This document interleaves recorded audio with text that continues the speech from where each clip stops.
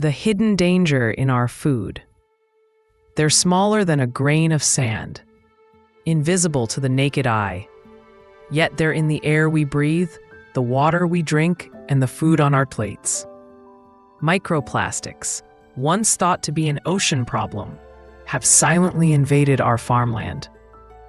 They ride in with irrigation water, blow in with the wind, and arrive through something we never expected: fertilizers and compost made from recycled waste. On the surface, our fields may look green and thriving, but beneath the soil, these tiny synthetic particles are reshaping the way roots grow, the way soil holds water, and the way crops take in nutrients. From rice paddies in Asia to wheat fields in the American Midwest, no corner of agriculture is untouched. And once microplastics enter the soil, they don't leave. They break down into smaller and smaller fragments, becoming impossible to remove and impossible to ignore. This is not just about the future of farming, it's about our health. Because what enters the soil enters the food. And what enters the food enters us.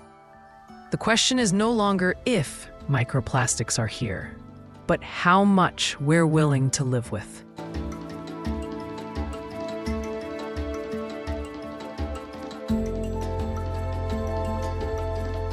What are microplastics? Microplastics are fragments of plastic smaller than 5 millimeters, about the size of a sesame seed or smaller.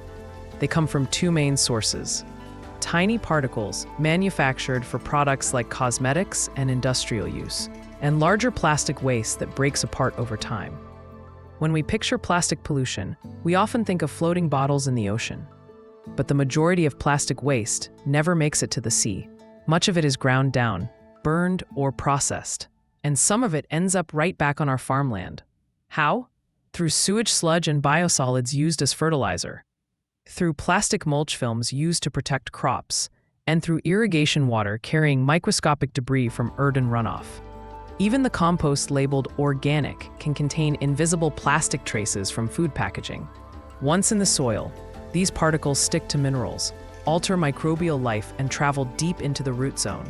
From there, they can enter plants directly, be eaten by earthworms, or leach into groundwater. This is how a plastic bottle tossed away years ago can reappear, not on a beach, but in a loaf of bread, a plate of salad, or a bowl of rice.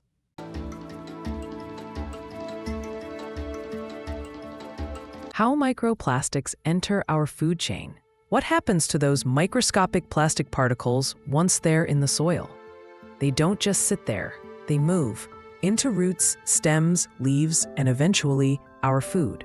Studies show that some plants, including wheat, lettuce, and carrots, can absorb microplastics through their roots.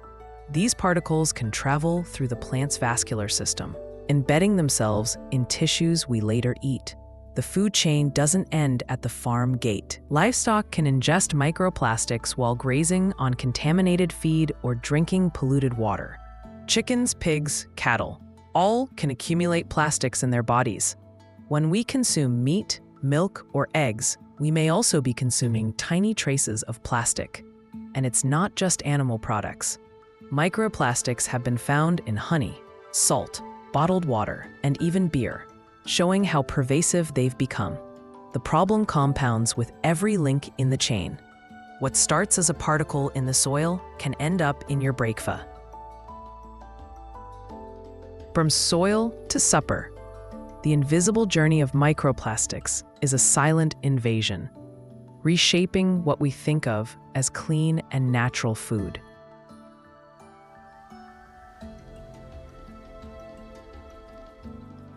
If microplastics are in our food, what does that mean for our health? The truth is, science is still racing to catch up. But the early signals are deeply concerning. Laboratory studies have shown that microplastics can cause inflammation, disrupt hormone function, and interfere with nutrient absorption in animals. Some particles are so small they can cross the gut lining, entering the bloodstream and potentially lodging in organs. In humans, Microplastics have been detected in blood, lungs, and even the placenta. The fact that they can travel within our bodies raises urgent questions. Could they contribute to chronic inflammation, affect fertility, increase cancer risk? We already know that many plastics contain chemical additives like BPA, phthalates, and flame retardants, all linked to serious health issues. When these particles enter our system, they may act as tiny chemical delivery vehicles, exposing us from the inside out. The most troubling part? We don't yet know the long term. It may take decades before the full health consequences are understood. But one thing is clear: every meal, every sip of water, every bite of bread could carry more than just nutrients. Farmers on the front line. Farmers are not just witnesses to the microplastic crisis. They are on the front lines. From wheat growers in Canada to rice farmers in Southeast Asia, many are seeing a troubling pattern: declining soil quality, reduced yields, and crops that seem more vulnerable to pests and disease. Microplastics can alter the structure of soil, reducing its ability to hold water and nutrients. They can bind with pesticides and heavy metals, creating toxic hotspots around plant roots. Farmers report that even fields far from cities are affected, thanks to wind-blown debris and contaminated irrigation water. Some producers are taking action, shifting to organic mulches, banning single-use plastics in their operations, and experimenting with biodegradable films. But for many, change comes at a cost they can't afford.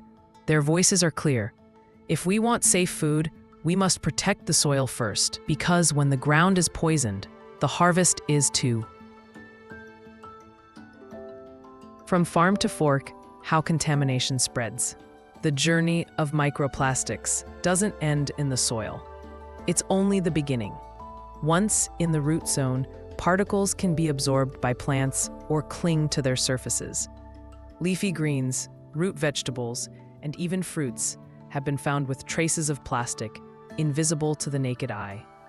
From the farm, these crops move to processing plants, where more contamination can occur through plastic packaging, conveyor belts, and handling equipment. Even storage silos, often lined with polymer coatings, can shed microscopic particles.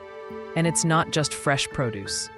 Grain-based foods like bread, pasta, and cereals, staples around the world, have all tested positive for microplastic contamination. In seafood, the problem doubles. Fish and shellfish consume microplastics directly, passing them to us when we eat them whole. By the time food reaches your table, plastic has traveled an unbroken chain from field to fork. Policy and corporate responsibility. Who's accountable? The plastic in our fields and food didn't appear by accident. It's the result of decades of unchecked production, inadequate waste management, and a global system built on disposable convenience. Governments have been slow to respond. While some countries are banning single-use plastics and encouraging biodegradable alternatives, these measures are often piecemeal and poorly enforced. Regulations on agricultural plastics remain weak in most regions. Meanwhile, large corporations continue to flood markets with non-recyclable packaging, placing the burden of disposal on farmers and consumers. Recycling programs can't keep up, and in many rural areas, they don't exist at all. The question is, who pays the price? Farmers losing yields, families unknowingly eating plastic, or the corporations that profit? A just solution requires holding polluters accountable and incentivizing innovation, so farmers and communities aren't left footing the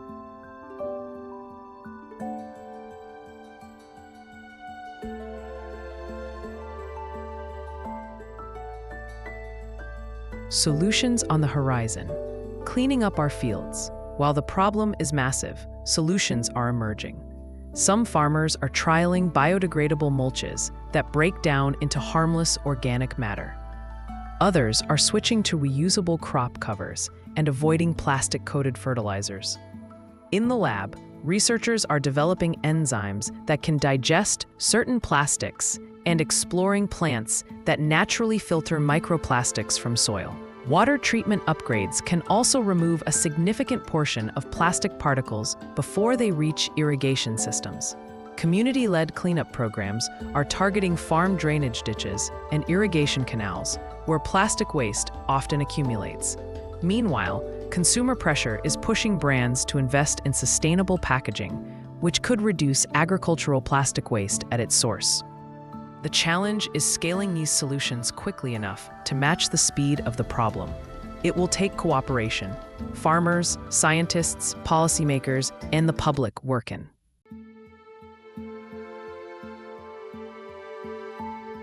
A plastic-free future. In the story of our food, every seed holds a promise. But for too long, that promise has been clouded by plastic, a material never meant to be part of the harvest. From the silent invasion of our soils to the invisible presence in our bodies, microplastics have woven themselves into the fabric of life. But the story doesn't have to end here. Across the world, farmers are proving that resilience is possible. Scientists are developing ways to clean and protect the land. Communities are demanding accountability and transparency from those who profit from pollution. And each of us has the power to choose to support cleaner farming, to push for better policies, and to protect the future we share. Because the soil is not just where food begins, it's where life begins. And if we protect it, it will protect us. This has been a production of The Soil Story, telling the truths beneath our feet, so together, we can grow a future worth harvesting.